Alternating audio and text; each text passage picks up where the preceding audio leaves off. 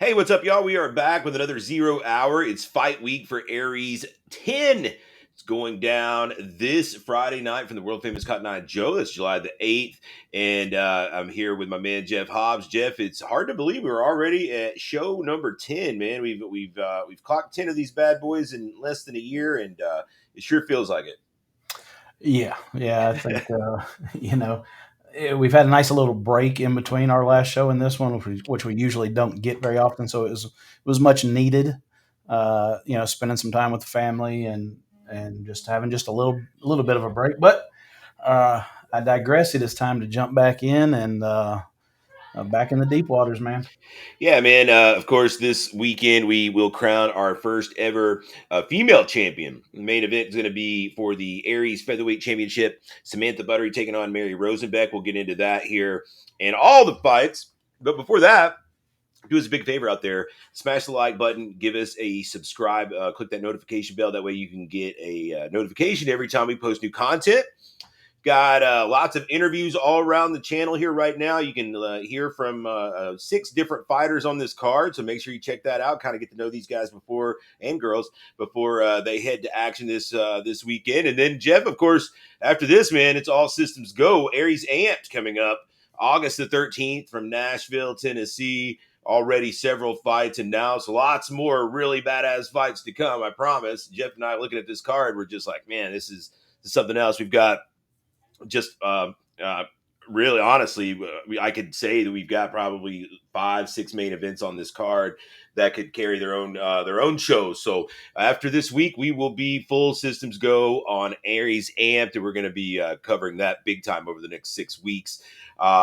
Let's get into it. We've got this show's on Combat Cast, by the way. If you catch the pay per view at combatcast.tv, and you stay up to date with all the action this Friday night. We've got 14 bouts on tap, and we're leading things off with a couple grappling bouts as we are apt to do. 2 of them on this one. We've got a combat BJJ bout between Chaos representative Pete Roche out of Knoxville. He's making his debut against, man, you're going to have to probably make sure that we get this name right before we get rolling. Lyndon, I'm going to take a guess and say Guthline, although it could be Gaithline potentially because like Hmm. maybe a weird pronunciation of sorts. So, Lyndon, I apologize in advance for killing your name and make sure we know how to say it right when it matters. He's representing a Gogi in Chattanooga, so that'll be a fun little matchup. Chaos versus a Gogi with some slaps involved, the combat BJJ, and then we've got a tag team bout as well. This one should be interesting. We've got Chaos, the head of Chaos, as it were, Josh Cate, Hollywood Josh Cate. He's been in the commentary booth with us the past several shows. Going to break out the old boa and get out there with his tag team partner James Montgomery, one of his students. I believe he told me he's a purple belt. Josh, of course, a black belt, taking on the Crossville MMA duo of DJ Mackie and Chris Goldstein. DJ Mackie, the head of Crossville MMA. And DJ Mackie and I have butted heads over the years, and so we're giving it one last go here. DJ, has matured quite a bit. He tells me, and is ready to kind of put the past in the past and see if we can't give this thing one more go. So this will be exciting to have him and his team back in action against Josh Cate. And there's maybe a little history here. I don't know all the details, but I'm fairly sure DJ used to be an affiliate under Josh, and now they are no longer. So I don't think that they're going to like attack each other in the parking lot, but I don't think there's any love lost here at the very least. Your take on our opening grappling? Yeah, I mean, everybody knows if you've been in the scene, DJ Mackey's a kind of a polarizing type figure. Mm. A lot of people love him. A lot of people not so much, if you will. But that being said, I'm definitely I'm so cool with people. Kind of, people change over time, and I love a bygones be bygones kind of story. And man, damn, life's too short to sit around and hold grudges, for too long. Uh, I think it's cool that he's jumping back in there. And one of the things you'll see a lot of people say about DJ Mackey is that he doesn't step out there. He doesn't compete against But he's stepping out there. Hollywood Josh Cate, man, he's been in the game a long time. Like you said, very well known black belt in the East Tennessee region. So, uh, this is going. I don't know how this shit's going to go, man. But I You just never have a do. I just have a feeling though, just based on no disrespect to Goldstein and Montgomery. I think this match is going to be all about Mackie and Kate, Mackie versus Kate, just because again you've got two characters in their own right.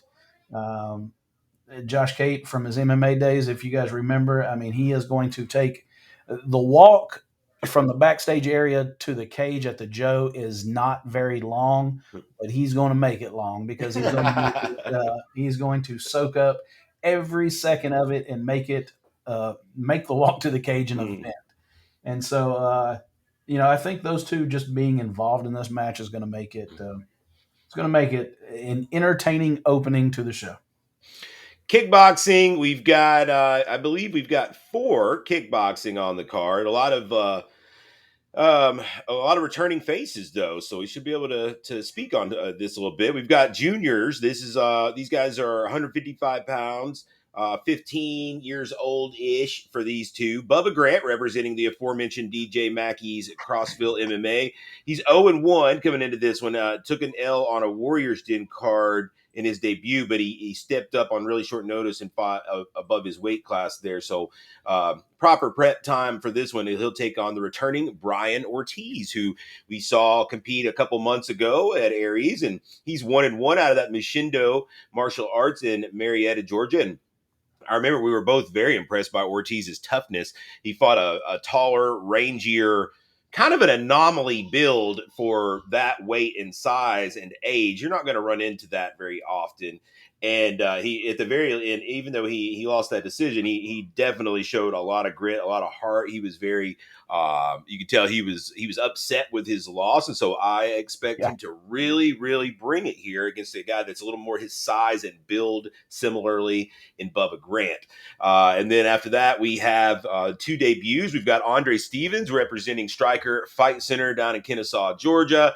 We all kinds of good fighters coming out of that camp. Of course, the challenger for the 155 title, Carrington Johnson, comes out of that camp, among several other really good fighters. He'll be making his debut in this 170 bout against the fellow debut in Huntsville, Alabama, is Kyle Castelline, who we just saw team up with Eric Lewis in Chattanooga in a tag team grappling bout. And he was fun. I thought that he really was going for some stuff out there. And definitely an aggressive guy and eager to fight. So I think this will be a pretty fun little bout to kick things off on the undercard for the adult portion of the Muay Thai.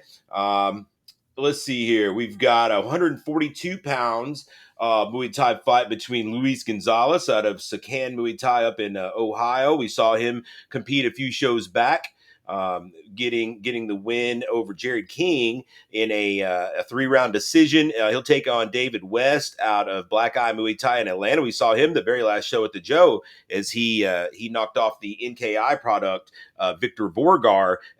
Both of these guys I recall being kind of slow starters.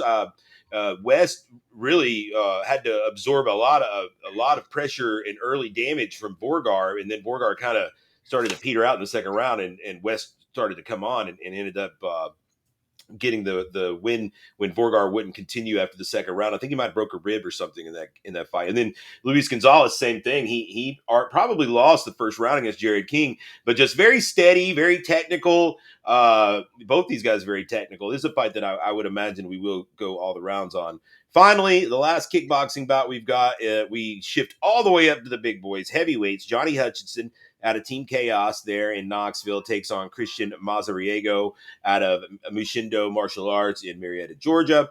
Both these gentlemen 0-1. Hutchinson, we just saw in Chattanooga. He lost a hard-fought decision to Hank Peppers in a fight he was giving up some experience in, but I thought he had a pretty good accounting for himself.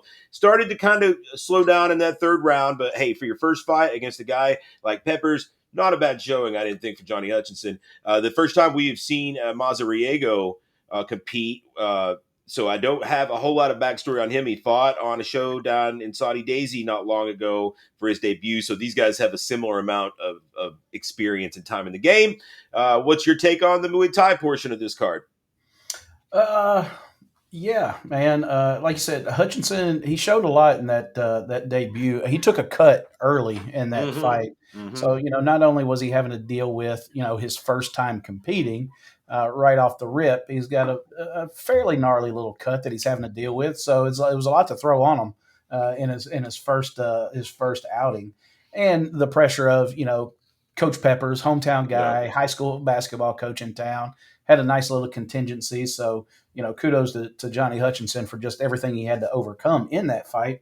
But like you said, regardless of all that stuff, skill wise, he looked good in that fight. Mm-hmm. So I'm excited to see him in there against a gentleman that's in the same boat that he is.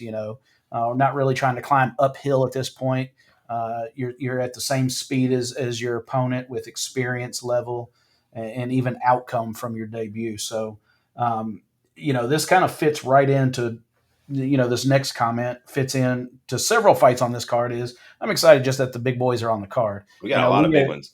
We get excited every once in a while because if we get to slide one heavyweight fight in there, and I Mm. get excited announcing it because the crowd, they don't care Yeah. the skill level, how many fights they've had, who they are, name recognition. As soon as you say our next bout is in the heavyweight division, you get a little bit of a round of Oh applause. You yeah. get a little ooh because Mm. they know what comes along with that. So it's another reason I'm excited about this Hutchinson fight against Christian, just because it's a heavyweight fight, man.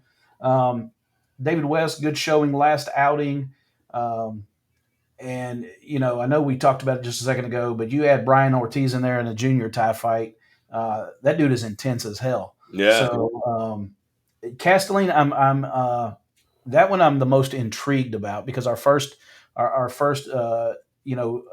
showing out of him was in that tag team Mm. BJJ bout, and he was so his team didn't come out ahead, but he was very comfortable in the cage. There wasn't a lot of nerves with him. He had a just a way about him to where, like I said, he just didn't have nerves. So I'm interested now to see this progression. Now we did the grappling. Now we're doing stand up and going to do the tie. So I'm really intrigued about how Castelline's going to perform. And surely then after that, MMA's got to be next, right, Tim? Yeah, we're on to Yeah. MMA now. We've got 8 MMA bouts. We'll go in groups of 2 for the first couple. So we've got a featherweight bout that will lead off the MMA portion, and this is one of the fights I don't have a whole lot of backstory on. They're both debuts. Xavier Lundy, representing Southern Scrap Nation out of Charlotte, North Carolina. First time we've worked with that group, and he's a 18-year-old debut. Um, and it looks to be athletic, looks to be in shape, taking on Alex Dees, who is an independent fighter out of the Cleveland area, also making his debut. Also, he's either 18 or 19. These are both young bucks. And from what I can gather, Alex Dees does have some wrestling background there, I believe, at Bradley, which is a fairly storied wrestling program down there near the Chattanooga area. So that's about all I got on these guys, but I am excited for it because the 145 division is, I think both these guys will be nice additions. Whoever comes out of this will be probably looking into a little bigger fight next time.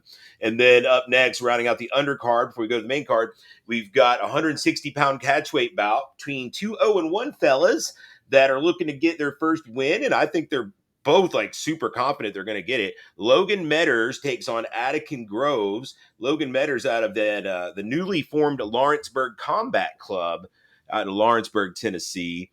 That is Cole Tucker's group. We've had Cole Tucker come out and fight a couple times, always puts on a good show. And Logan Metters actually lost his debut to a very tough Lucas Cox. That was a tough debut, but fought gamely, admirably. It appeared he's going to be better suited striking out there. Taking on Attican Groves, who is an independent out of the Nashville area. We haven't seen Attican now in a couple years. Last time out, he fought in Chattanooga a couple years back under the old regime. He lost to Justin Abner in his debut. So Abner was already quite a bit more experienced than him. And Attican lost. He made it to the third round before he got finished. And I thought he showed pretty good game and gameness and toughness against Abner is a guy that has been around for several years and has got shit probably 10 fights or more by now. So I expect both of these guys to really be hungry and to come out and try to get that first win. And when this is kind of one of those sleeper fights that might be really fun. Your take on these first two? Man, I like you were saying that the Xavier Lundy, Alex D's, just really it's hard to get any kind of Mm. read or take on those, especially D's being independent. And I'm not really familiar with Southern Scrap Nation. Is this the first time you said that It we've is. Yeah, that first time we've had them.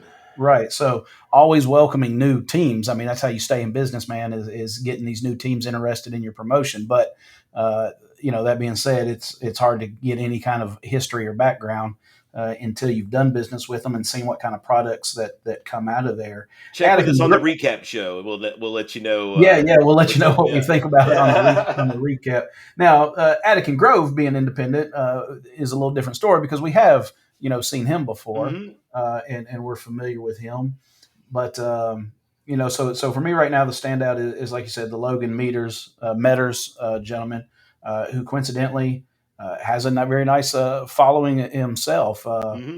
Both times he's been on a card for us. A lot of correspondence with family and some fans and friends that are buying tickets to come support him. So, um, I hate to sit here on a podcast and say I just don't have a lot on all four of these guys, but Right. this is a group of two fights here just together that you've got two debuts and two guys that have only been in one time each. So jury's still kind of out, on them.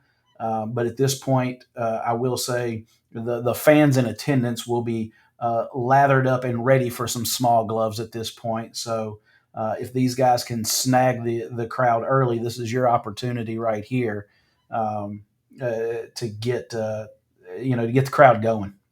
That's my Metters Grove's my sleeper for fight of the night, and with a lot of that reasoning you just gave as part of that. At that point, I do think that the fans are going to be ready for MMA. I think Lundy D's in just from the outside looking in will set up to be more probably of a technical kind of maybe a grappling battle. Metters Groves, I'm pretty sure they're going to bang it out, and I think it'll be entertaining. Moving on to the main card, we'll do these next three together. It's just like these last two. It's a lot of debuts and one and two fight people, but they are in weight classes and divisions that make them interesting to me. Anna Taylor takes on Carissa Hodge in our first main card bout. That's a bantamweight female bout. Anna Taylor, an independent out of Knoxville, making her debut against Carissa Hodge out of that backwoods brawl group up there in Ohio. She is 0-2. She lost to a lady we'll be talking about in our main event a little bit later, in Samantha Buttery, in her debut, and then she had another loss on a show in Indiana.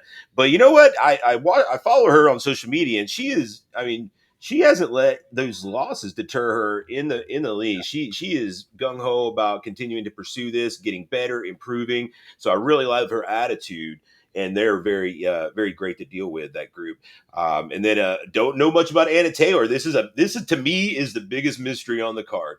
An independent female fighter right in our backyard here in Knoxville.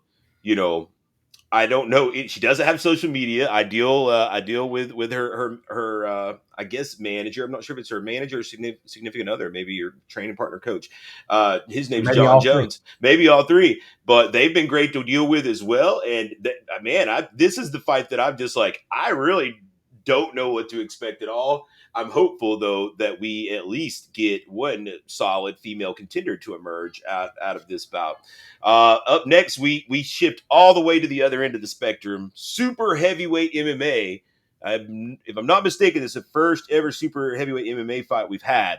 And Sean Morgan's in it, and he was in our first super heavyweight Muay Thai fight, if you remember, down in Chattanooga against Curtis Bailey. But Sean Morgan making his MMA debut out of that Hobbs Jackson Wink um, gym in Concord, North Carolina, takes on Chase Chandler from the Academy of Martial Arts in Jacksboro, Tennessee, brought to us by the pioneer of this area's MMA scene, Kelvin Stokes. He hit me up and he's like, Tim, I got a big boy, I got a super heavyweight, he's ready to go. I'm like, Kelvin, let's see what he can do. So That's about all I got on Chase. I know that these guys are 300 plus pounds. I know Sean Morgan. You know, we saw him fight a Muay Thai fight. Very athletic, deceptively quick and athletic for a man of his size. And that's a fight that I'm super excited to see. And I hope that they don't jack up our cage panels too badly. I have a feeling they will, though.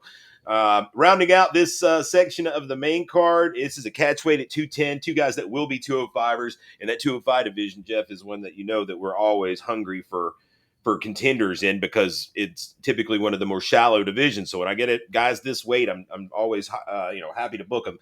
Jeff Jankowski, the second representative of the Lawrenceburg Combat Club, coming to battle here, making his debut against independent fighter Marshall Murphy from Knoxville. This is another low key scrap. I think these guys are going to slang them fangs, and we'll see who's left standing at the end of the day. Jankowski looks to have a decent little contingency coming over from Lawrenceburg as well. Makes me really excited for our September show that we'll talk about a little bit more because we'll have some opportunities, I think, for those guys to fight closer to home and have not be on the road. Yeah, yeah, absolutely. I tried to look up as much as I could on Anna Taylor, and it There ain't was nothing. it was absolutely zero. Yeah. Especially since I'm in Facebook jail right now for some reason. I got nothing. I got her picture. I Yeah. saw. I got the graphic. Uh, Not to say I have not predicted fights based solely on a graphic before, Right. but I'm not going to do it this time. But like I said, we do know Carissa Hodge is she's a fighter. She's a gamer, and she's definitely truly, like you said, alluded to, Tim. Uh, she's not she's not ruffled at all by her 0-2 record because she's truly using this as experience. And I'm sure she wants to be 1-2 after this Friday night. But if she has to be 0-3 or 0-4 before things start clicking and turning the curve, I think she's going to be okay with that because she is just trying to get better and learn, and knows that if you keep grinding, it's going to happen. Surely she wants it to happen this Friday night. And But I I'm think just she's in a spot where she's, having an independent debut opponent where maybe she's going to be able to work a little bit more and be able to, get a little bit more cage time. sure, sure, absolutely. And like I said, I know she's looking. I'm not saying that she's looking to not win, but I think it's just her mindset right now is I'm playing with house money. This is an amateur record right now, and I'm getting experience and trying to get better. So it's going to be an interesting matchup there. Like I said, Sean Morgan. Man, his team loves him. His team Yeah. loves this guy. Yeah, they're really backing him and behind him. Lots of shares, lots of likes from everybody in that Concord area. Like I said, his teammates. Whenever something goes up, they are the first to share and give it the fire emojis and everything else. They love this kid over there at Hobbs Jackson Wink. Um, but super heavyweight, Jesus. Okay, now for real. We've only got one bent cage panel, I believe, at this point. So if you guys can please kind of at least keep this on that one panel or on the ground, that would be great. But I'm definitely interested. The last time we saw Sean, this is not his debut, but it's his MMA debut. We've Right. seen Sean before, and he threw them things the last time we saw him. So uh, was Sean? Correct me if I'm wrong, though. Was Sean involved in our? No, that wasn't Sean. Never mind. I thought it was that match, but that wasn't. That was the co-pro with the infamous heavyweight Superman off That the punch cage. off the cage. Yeah, that Yeah, was in Macon. that was in Macon. Yeah. Okay, okay. I thought for a second that was his bout. If Sean Um, throws that, he's landing it. yes, for sure. And again, Marshall Murphy, a debut out of Knoxville. I'm like you, Tim. You look at Anna Taylor, you look at Marshall Murphy, both independents out of Knoxville. We have been in the Knoxville area for how long? How many years? How many? It's like, Yeah. where in the hell did you guys come from? Right. Like But I we've like that you're here. yes, we've pretty much lived here for Yeah. years now. So where are you guys coming from? Just not a lot of background on Marshall, but. Not a lot of background on Janikowski as well, but like you said, from my standpoint and kind of things that come across my desk. You get to know these fighters based on the matchmaking aspect, talking to them.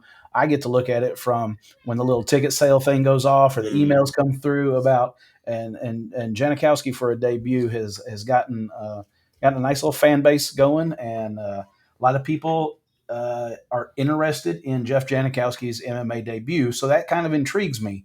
So he's had people following his come up for his debut, and so that intrigues me a lot when someone this early in the career debut wise is has already kind of got that kind of following. So just intrigues me that they must be a pretty good human being, pretty good person, and be interested to see how that translates in the cage. Coming from Lawrenceburg, maybe they'll bring us some Jack Daniels. Yeah. That would be cool. All right, top three bouts on this card. We'll slow down a little bit here. Feature bout.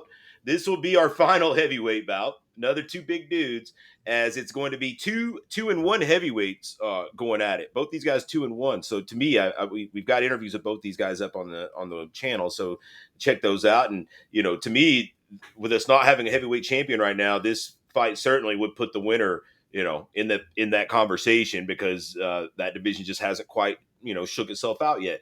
John Hampton out of a Gogi Combative, Chattanooga, Tennessee, takes on Jonathan Coffey out of Machindo Martial Arts in Marietta, Georgia. Man, except both these guys 2-1. Both guys are we talked to Hampton, and this guy, every time I've seen him, it's berserker mode straight from go. Not your typical Gogi style fighter. I don't think we've seen really any grappling from him at all at this point. Yeah. He's like just a straight murder hawk out there. And Coffee, also a striker out of Machindo. We talked to him. He's a fun character as well. Both these guys, super nice guys. And I would be shocked if this one goes all 3 rounds. Just the style that we're going to see here. Your take on this final heavyweight bout? Yeah, talked to both these guys last week. We've got both those interviews up, and both were absolute joys to talk with, discuss the fight, their outlook on fighting in general. John Hampton very much focused on the fitness aspect of it, the in shape, his cardio, things like that. So he takes his physical health very seriously, and is kind of the guru there for his entire gym when it comes to being in fight shape. And then Brandon Coffey, who I think did an entire 15-minute interview with a smile on his face, Yeah.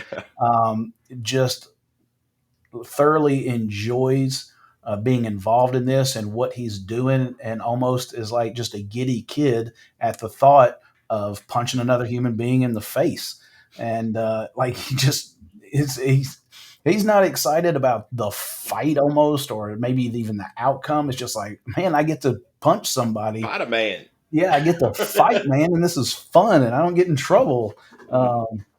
Definitely interested in this fight, and that's just one of the downfalls of doing all the interviews that we do. Is like you really do get to kind of know these guys in these one-on-one interviews, and it's like, well, shit, I want them both to win. Yeah. I hope they both. I don't want either one of them to lose, and this is definitely one of those matches where it's like, as a promoter, we don't care one way or the other who wins.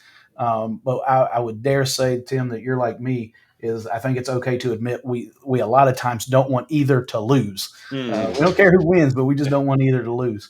And this is one of those. So, just real interested in how Coffey is going to handle the pressure of John Hampton. Hampton's going to be coming forward in his face nonstop.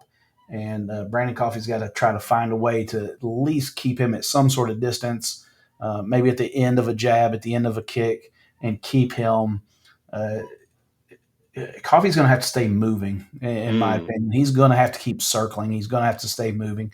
You're not going to. We've got a pretty decent sized cage, but we don't have the type of cage where you've got a lot of room to just stand still for very long.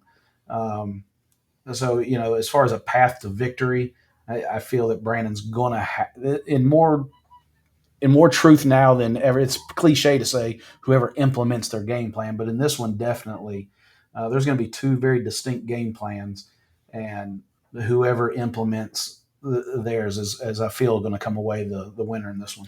Well, and who knows if it's wolf tickets or not? But John mentioned in his interview that he was actually aiming to be a little more measured here, Yeah. aiming to kind We've of heard take his that one time. before. Yeah, no doubt, and that's not a situation where coffee can certainly rely on that, because if you aren't ready for that gear right off the rip, then you can't get ready for that gear in a Yeah. snap of the fingers. All right, co-main event. This one to me is another one that I'm having a hard time getting a good read on what's going to happen. This is going to be a catch weight, 175 pounds, and it's going to be Jacob Adams, our final representative of the night from Josh Cates' Team Chaos, putting his 2-0 undefeated record on the line against Xavier Horton, 1-1. Team Ground and Pound down in Atlanta. He's an NFC vet, so he's battle tested fighting for those guys down there. We've talked to both of these guys as well on the channel. Make sure you check out their interviews; they're really good.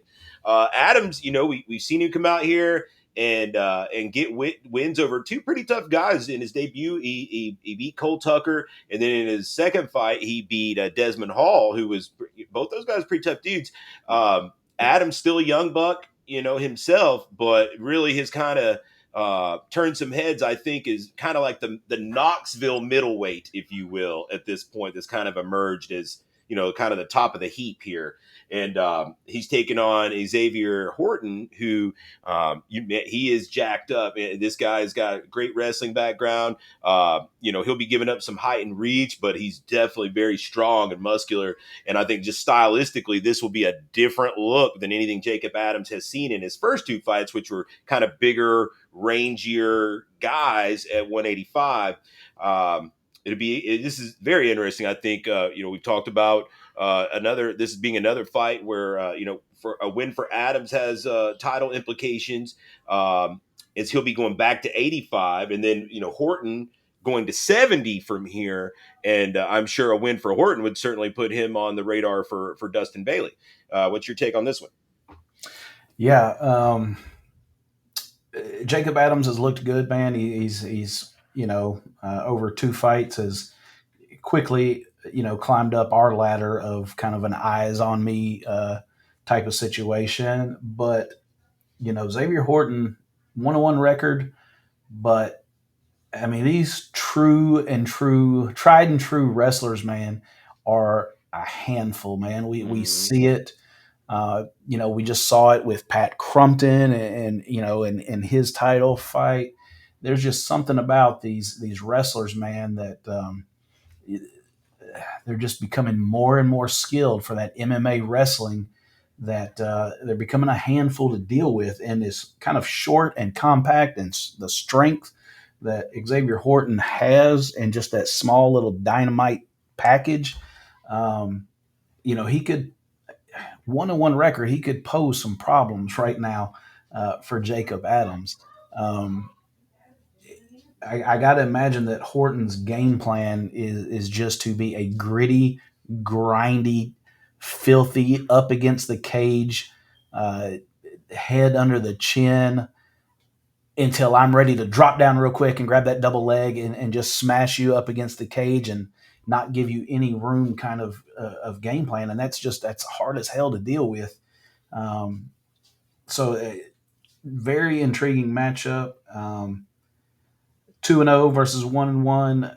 It's still, to me, this is a toss up fight. Whoever comes out of this at just three fights in their respective weight classes is going to be right there in the mix of, title fight, probably their next bout, uh, because it's a quality win Right, either this is way. a good win, right? Yeah, either way this thing goes, it's a quality win over a quality opponent.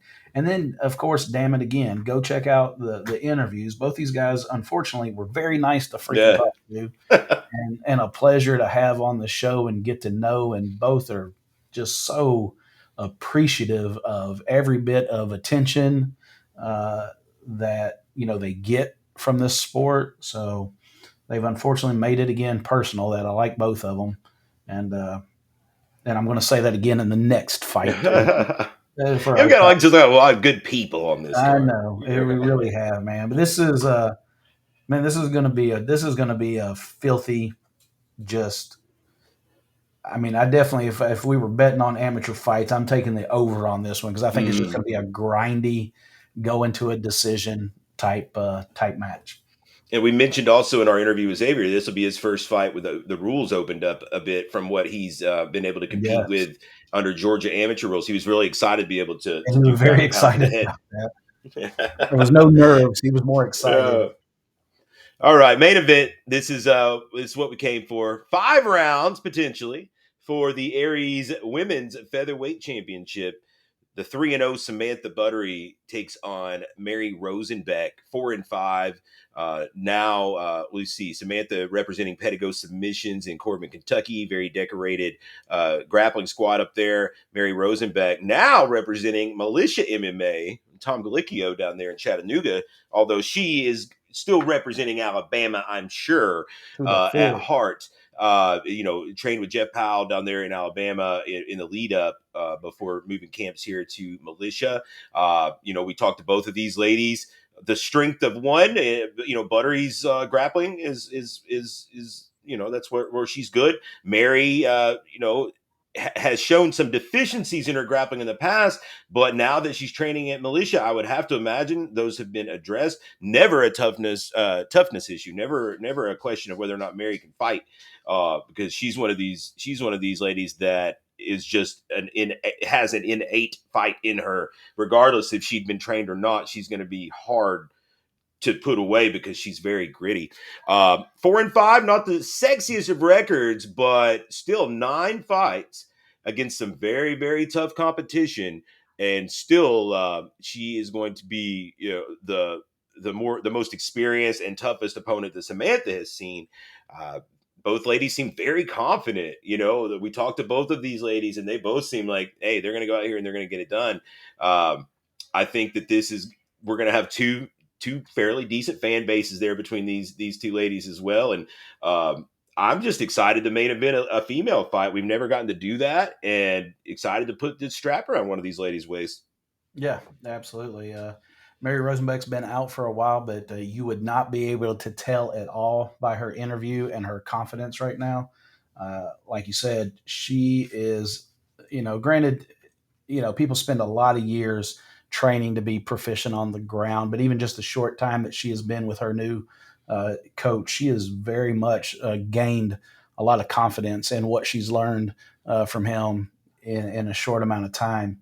Um, and she almost kind of described it as, maybe it hasn't made me a world beater on the ground, but Tom has brought my ground game to a level now to where it's not a deficiency, if that makes any sense. Um, I'm not going to be just a pushover for anybody on the ground. I'm going to be able to defend myself. And if you're not careful, I'm going to sneak something out on you if you take me for granted down there now. We know she's a damn Terminator. She's a cyborg. She's a zombie on her feet. Um, she'll give it, but she'll also take it. And again, you throw around a lot of cliches in this business about you're going to have to kill me. Well, Mary Rosenbeck is one of those Yeah. cliches where, you know, you're going to have to pound me into submission because I'm not going to keep coming. Um, and that's one of those things again that we talked in our interview with Samantha about. We can talk about skill all day, where you're good at, where she's not good at, where you're not good at, and where she's good at. But I think what this fight to me is going to come down to is how Samantha is able to handle. In the past, she's been able to impose her will and quote unquote, for a lack of better words, be able to get her opponent to break, Mm. if you will. And Mary is not a break kind of person. So how are you going to handle someone that you dish it out to that just doesn't go down, that just doesn't give up, that just keeps going? And again, for lack of better terms and the cliches, that you're going to have to kill to get out of there. So I think that's where the rubber's going to kind of meet the road is how Samantha handles that pressure of someone that just won't stop coming at you. Um, Mary is very seasoned in this game. There's not a lot she hasn't seen. Um, so it's not to say that Samantha's going to bring anything to her that she hasn't seen before, but Samantha's got that it factor. She's got that something special She's good at what she's good at, and I think she's sneaky at the things that you maybe don't think she's as good at. I think she's better at those things than what you give her credit for. She just hasn't had to show them. So it's going to be kind of that immovable object against the force that just won't stop kind of deal. I'm excited. I think both these girls truly, definitely want that belt. They want that title. They're both very much, um, goal driven type people, and they both legitimately feel that they're walking out there with that title. So something's going to have to give, man. And I think the Cotton Eye Joe crowd and the Aries fans, I think they're ready for a good female fight, and I think they'll uh, appreciate that we've put these females as our main event. Yeah, I agree. To me, I think the cardio could potentially be one of those hidden key factors here because 5 rounds is a lot of time to fight, and neither of these ladies have seen 5 rounds before. Um, I don't see either being able to just get the other one out of there just like that. I think no matter what, it's going to take some wear and tear on one to get them out of there over the course of an accumulation of damage or rounds. So this is one that I wouldn't be surprised to see go all five, but I think by the time we get to the third or fourth, we're going to have a good indication either, hey, both these girls are ready to go, both these girls are going to bring it all the way to the end, or somebody wasn't quite ready to go into this deep of waters. So How far do you think in this fight? Sometimes like when you see these fights, 5 rounders, like you're saying about that third round, what has to happen for one person to win. Maybe we've seen kind of like a 3 round sweep, and you're at that point, rounds 4 and 5, and you're going, got to okay, finish. such and such has to finish. There's no way they're winning on a scorecard. Do you think in this fight that we're going to go longer not knowing how this is going to than those type of fights where, like I said, at the end of third round, you kind of know what has to happen? I wouldn't be surprised at all if we are 2-1 either way after three with Mhm. somebody picking up steam. Yeah. That wouldn't surprise me at all. And I also wouldn't be surprised if we're just tit for tat very close after 3 rounds and you don't really know who got each round and it could be up in the air. So that's what I like about this fight. I think you put records aside, you just look at the matchup and you look at and who's fighting, then I think it's going to deliver. I think it's going to deliver, several rounds of good action. And that is Aries 10, folks. We appreciate you guys sitting in with us. We tidied this up in a little shy of a 0 hour. But you can catch all this action at the world famous Cotton Eye Joe this Friday, July the 8th. And you get your tickets at fightertix.com. You can catch the pay-per-view at combatcast.tv. Doors are opening at 5. We'll get going at 6. And as always, going to be a blast. Jeff, anything you got to wrap us up? Yeah, really just we've only been able to do this one other time, guys, but it was just one of those things. So if you guys have not bought your tickets yet, we were able to open up one side of the dance floor with Yes. individual VIP chairs, guys. Um, we had a lot of people last show that liked that and had asked for it back. And so we've done it again where we have our tables on one side of the cage and we have those individual VIP chairs on the other one. So you're not trying to find, a Table spot, mates. a spot to stand around the rail. So if you haven't bought those tickets yet, definitely consider one of those at just $40. Or if you have already bought a $30 GA, when you get to the table to get your wristband, tell them that you would like to just upgrade for just a couple of dollars, and we will move you from GA to those up close seats. So that way you've always got a seat no matter where you roam, go to the bathroom, come back. You're not worried about your spot at the rail being gone. And So it's I easier to definitely, catch all that swag we throw out, like that's shirts and right. things like that. Absolutely right. So that was my signing off on just the new ticket price point that was opened up. Awesome. Hey, thanks a lot for joining us, guys. Like it, subscribe, all that good shit. And we will see you back here on the 0 hour early next week with a recap episode of Aries 10. And then we start this train rolling towards Aries Amped. For Jeff Hobbs, I'm Tim Lloyd signing out. See y'all next time. Peace.